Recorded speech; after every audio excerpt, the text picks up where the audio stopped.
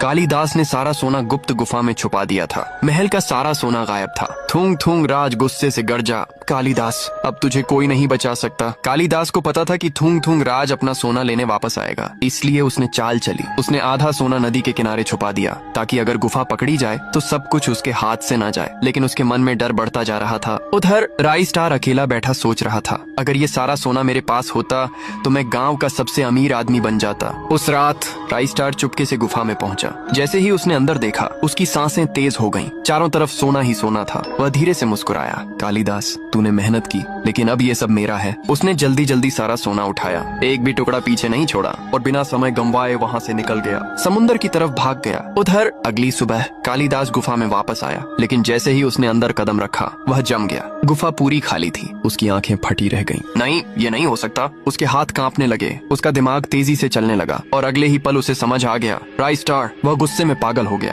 तुरंत वहाँ से भागा, सीधे नदी के किनारे जहाँ उसने आधा सोना छुपाया था। वह जल्दी जल्दी मिट्टी हटाने लगा, लेकिन उसका दिल बैठ गया। वहाँ भी कुछ नहीं था। अब कालिदास के पास कुछ भी नहीं बचा था, न गुफा का सोना, न नदी किनारे वाला। वह घुटनों के बल बैठ गया। उसके मुंह से आवाज भी नहीं निकल रही थी। तभी पीछे से एक भारी आवाज आई, खत्म हो गया। कालिदास का शरीर कांप उठा। वह धीरे धीरे पीछे मुड़ा और सामने था थुंग थुंग राज। उसकी आंखें गुस्से से जल रही थीं। कालिदास कुछ बोल नहीं पाया। थुंग थुंग राज धीरे से बोला, तू सोच रहा था तू बच जाएगा। कालिदास जमीन पर गिर गया, लेकिन अब बहुत देर हो चुकी थी। उसी समय राइस्टार समुद्र की तरफ भाग चुका था। उसके चेहरे पर लालच साफ दिख रहा था।